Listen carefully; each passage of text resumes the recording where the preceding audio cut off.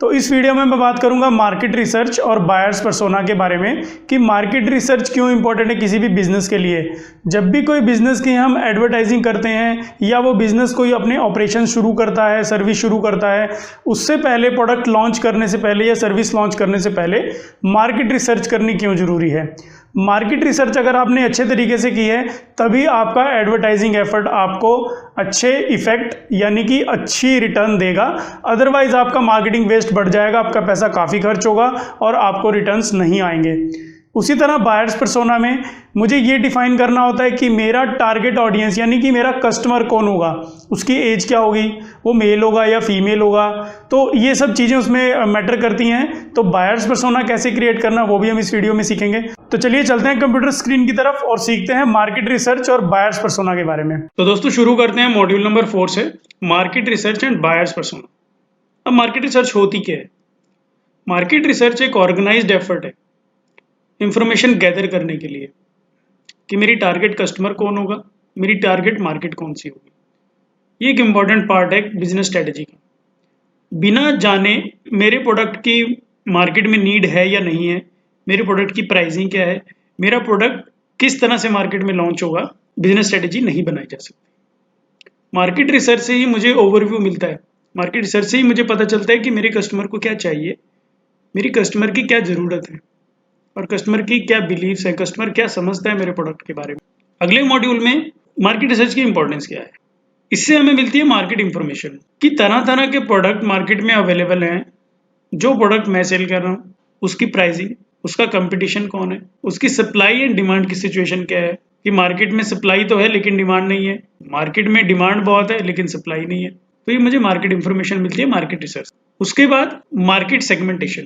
Market segmentation क्या होता है? जहां पे हम पॉपुलेशन को एक छोटे छोटे ग्रुप्स में बांट देते हैं, उनके जियोग्राफिकल डिफरेंसेस और उनके डेमोग्राफिक डिफरेंसेस यानी कि एज, जेंडर के आधार पे हम उनके ग्रुप्स बना लेते हैं। हर प्रोडक्ट हर एज ग्रुप में अलग तरह से चलता है, तो मार्केट सेगमेंटेशन भी मार्केट रिसर्च से ही होती है। तीसरे नंबर पे मार्केट ट्रेंड।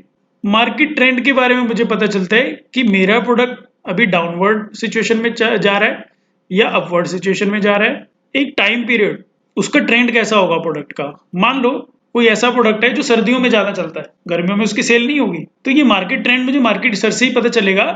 जैसे एयर कंडीशनर है, गर्मी में उसकी डिमांड बहुत ज्यादा बढ़ जाती है लेकिन सर्दियों में उसकी डिमांड जीरो हो जाती है। जैसे हीटर है, उसकी सर्दियों में डिमांड बढ़ जाती है लेकिन गर्मियों में उसकी कोई डिमांड नहीं होती। तो मार्केट ट्रेंड मुझे मार्केट रिसर्च से पता चल जाता है। उसके बाद चौथे नंबर पे स्वॉट एनालिसिस में हम अपने बिजनेस एंटिटी के स्ट्रेंथ के बारे में जानते हैं कि हमारे बिजनेस की स्ट्रेंथ क्या हो सकती है, हमारे बिजनेस की वीकनेसेस क्या हो सकती हैं, अपॉर्चुनिटीज क्या हो सकती हैं और बिजनेस एंटिटी को थ्रेट क्या हो सकता है। इसके आधार पे ही हम मार्केट को डेवलप करते हैं, जानते हैं कि मार्केट को कैसे डेवलप करना है और इसके बेसिस पे ही प्रोडक्ट का डिजाइन या मिक्स किया जाता है कि कौन सा प्रोडक्ट कैसा होगा और किस तरह के प्रोडक्ट के साथ हम क्या चीज सेल करेंगे। तो ये चार चीजें जाननी भी बहुत जरूरी है। पांचवें नंबर पे पेस्ट एनालिसिस। ये पेस्ट कंट्रोल वाला एनालिसिस नहीं है, थोड़ा अलग है। यहां पे हम अपनी बिजनेस एंटिटी के political, economical, social and technological in external factors पे बात करते हैं। इन एक्सटर्नल फैक्टर्स के बारे में जानते हैं क्या इन फैक्टर्स का मेरी बिजनेस एंटिटी पे कोई फर्क पड़ता है, क्या ये फैक्टर्स मेरी बिजनेस की प्रॉफिटेबिलिटी में कोई इंपैक्ट तो नहीं करते, कोई प्रभाव तो नहीं डालते, या हो सकता है ये चारों मुझे फायदा कर दें या ये भी हो सकता है ये मुझे नुकसान भी पहुंचा सकते हैं। तो ये भी मैंने जानना है कि मेरी फर्म किस तरह का प्रोडक्ट प्रमोट कर रही है, वो political, economical, social and technological factors पे क्या इंपैक्ट रहता है। तो ये भी मैंने ध्यान करना है, पेस्ट एनालिसिस। उसके बाद चलते हैं दोस्तों अगले मॉड्यूल में। अब मार्केट रिसर्च की इंपॉर्टेंस क्या है, थोड़ा बहुत मैं पहले बता चुका हूं लेकिन मैं यहाँ फिर से बता देता हूं। अगर आप अपना बहुत सारा टाइम, पैसा और फ्रस्ट्रेशन बचाना चाहते हैं, अगर अपने मार्केटिंग एफर्ट को गारंटीड सक्सेस में बदलना चाहते हैं, तो आपको मार्केट रिसर्च करनी बहुत जरूरी है अपने प्रोडक्ट। कस्टमर का पेन पॉइंट समझने से ज्यादा कुछ पावरफुल हो ही नहीं सकता मार्केटिंग में। अगर आपने ये समझ लिया कि कस्टमर को क्या चाहिए और उसी तरह का प्रोडक्ट आपने डिजाइन कर दिया, तो आपका प्रोडक्ट मार्केट में चलने से कोई नहीं रोक। तो मैंने यही मार्केट रिसर्च प्रोसेस डेवलप की है और यही प्रोसेस यूज करके मैंने अपने प्रोडक्ट्स और सर्विसेज डिजाइन किए हैं, आप भी कर सकते। चलते हैं दोस्तों अगले मॉड्यूल में। अब प्रोसेस क्या है मार्केट रिसर्च की? मार्केट रिसर्च में सबसे पहले मुझे आइडेंटिफिकेशन करनी होती है कि प्रॉब्लम क्या है, मार्केट मेरा प्रोडक्ट किस तरह की प्रॉब्लम को सॉल्व करेगा। दूसरे नंबर पे हम रिसर्च ऑब्जेक्टिव डिजाइन करते हैं कि ये जो मैं रिसर्च कर रहा हूं उसका ऑब्जेक्टिव क्या है, क्यों मुझे ये रिसर्च करनी है। तीसरे नंबर पे हम सैंपल रिसर्च मेथड की प्रिपरेशन करते हैं, जो हमारा रिसर्च में काम आएगा। हम किस तरह के सवाल पूछेंगे। उसके बाद डाटा कलेक्शन होगी, सर्वे लोगों को भेजेंगे, लोग अपना फीडबैक देंगे, वो डाटा कलेक्शन हो गई। पांचवें नंबर पे डाटा प्रोसेसिंग एंड एनालिसिस, हम डाटा को प्रोसेस करेंगे, हम उसका एनालिसिस करेंगे कि कितने लोगों ने मेरे भेजे गए सवालों का क्या जवाब दिया है। इसके बाद छठे नंबर पे हम फाइनल कंक्लूजन पे पहुंचेंगे और हम अपने जो भी उसमें आउटकम है उसको प्रेजेंट करेंगे। तो मार्केट रिसर्च करने की ये 6 प्रोसेसेस होती हैं। चलते हैं दोस्तों अगले मॉड्यूल में। अब मार्केट रिसर्च का एग्जाम्पल मैंने यहाँ पे दिया है। आप सब लोग जानते हैं कि नेस्ले एक बहुत बड़ी कॉफी ब्रांड है। 1970 में नेस्ले जब जापान में लॉन्च हो रही थी तो उन्हें ये लगा कि हम ये कॉफी लॉन्च तो करेंगे, लेकिन वो तो टी लविंग कंट्री है, तो हम कॉफी कैसे सेल करेंगे। हेल्प के लिए उन्होंने क्लॉटेयर रेपाइल, एक जाने माने मार्केट रिसर्चर एंड साइकोलॉजिस्ट को हायर किया। अब उन्होंने रिसर्च की और रिसर्च करके बताया कि जापानी कल्चर में कभी कॉफी यूज ही नहीं की गई, उन्हें पता ही नहीं कॉफी क्या होती है और कोई छाप ही नहीं रही कॉफी की। अभी बहुत बड़ी समस्या खड़ी हो गई नेस्ले के सामने कि जिस कंट्री में लोग चाय प्रेफर करते हैं, चाय पीते हैं, कॉफी कभी पी ही नहीं, तो कॉफी अब लॉन्च करने में थोड़े ऐसा तो है नहीं कि 400-500 रुपए लगेंगे और कॉफी लॉन्च हो जाएगी, करोड़ों रुपए लगेंगे। तो क्या वो ये रिस्क लेने के लिए तैयार है? वो प्रोडक्ट लॉन्च कर दें, लेकिन अगर वो ना चले तो? यहाँ पर उन्होंने मार्केट रिसर्च की है। मार्केट रिसर्च में ये पता चला कि पहले हमें जापानी कल्चर में कॉफी फ्लेवर की छाप छोड़नी पड़ेगी। अब नेस्ले ने क्या किया, स्वीट्स में, कैंडीज में और आइसक्रीम्स में अपनी कॉफी की छाप देने के लिए उसके फ्लेवर्स ऐड करने शुरू कर दिए यंग एज पे, टीनेजर्स को इसलिए टारगेट किया गया क्योंकि आज वो अगर टेस्ट करते हैं तो 5-7 साल 10 साल बाद वो जब एक एडल्ट की एज में पहुंचेंगे तो वो कॉफी का फ्लेवर पहले से उनको याद होगा कि कॉफी कोई फ्लेवर होता है। अब नेस्ले ने जापान में किटकैट लॉन्च किया और वो इंस्टेंट हिट हो गया। इंस्टेंट हिट होने का कारण क्या था?